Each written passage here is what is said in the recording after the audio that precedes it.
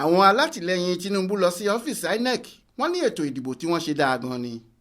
Lọ́jọ́ ìṣẹ́gun túsídẹ̀ẹ́ ọjọ́ 7 oṣù kẹta ọdún yìí ni àwọn tó jẹ́ alátìlẹyìn ààrẹ tí wọ́n ṣẹ̀ṣẹ̀ dìbò yàn nínú ẹgbẹ́ òṣèlú APC aṣíwájú Bọ́lá Ahmed Tinubu yá lọ sí olú iléeṣẹ́ àjọ elétò ìdìbò ilẹ̀ wa tó wà ní Zambesi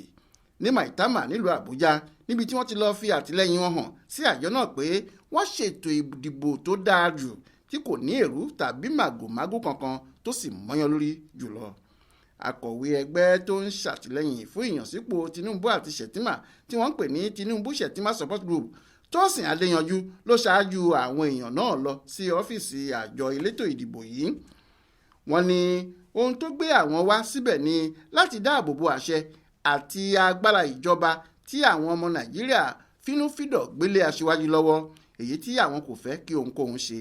Adéyanjú ní kò sí àríyànjiyàn kankan nínú ìbò tó gbé Tinubu wọlé nítorí tìdùnnú làwọn èèyàn fi dìbò fún àti pé ìṣèjọba rẹ̀ kò ní sí fún ẹ̀yà tàbí àwọn èèyàn kan, gbogbo ọmọ Nàìjíríà ni yóò wà fún. Ṣùgbọ́n kò pẹ́ tí wọ́n fi bẹ̀ sílẹ̀ tí àwọn ẹgbẹ́ míì tí wọ́n ń pè ní Coalition of Civil Society Organization, àwọn ẹgbẹ́ ajìjàgbara náà tún fi ẹ̀hónú wọn hàn níbẹ̀, ìyẹn ní olú iléeṣẹ́ àjọ elétò ìdìbò yìí kan náà. Ẹ̀sùn pé wọ́n gbọ̀jẹ̀gẹ̀ lásìkò ìdìbò ni àwọn ẹgbẹ́ bíi 18 tó papọ̀ di ẹyọ kan yìí fi kàn wọ́n.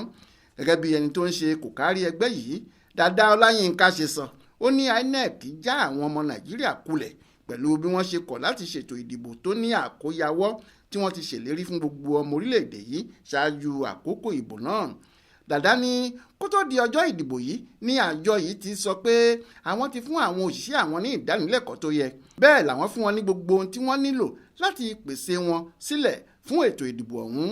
Bẹ́ẹ̀ ni wọ́n ṣèlérí pé bí wọ́n bá ti ń dìbò tán ni wọn yóò máa fi èsì ìdìbò náà ṣọwọ́ sí orí ìkànnì àwọn káàkiri ibùdó ìdìbò lórílẹ̀‐èdè yìí àtàwọn ìlérí míì. Ó fi kún pé gbogbo àwọn ohun tó ṣẹlẹ̀ lásìkò ìbò àti lẹ́yìn tí ìbò náà wáyé kò fi àjọ yìí hàn bí ẹni tó ṣe àṣeyọrí kankan nítorí ọ̀pọ̀ ni kò lè dìbò. Àwọn ìbò míì wà tí wọn kò rí àwọn ìwé ètò ìdìbò lójú ọjọ́ àtàwọn àléébù bẹ́ẹ̀ bẹ́ẹ̀ lọ. Ó ní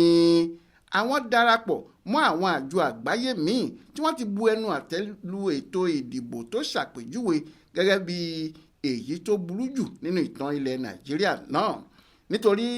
ó ní bó ṣe kún fún màgòmágó àti òjòrò rẹpẹtẹ àti bí wọ́n ṣe já ìrètí àwọn ọmọ Nàìjíríà kulẹ̀.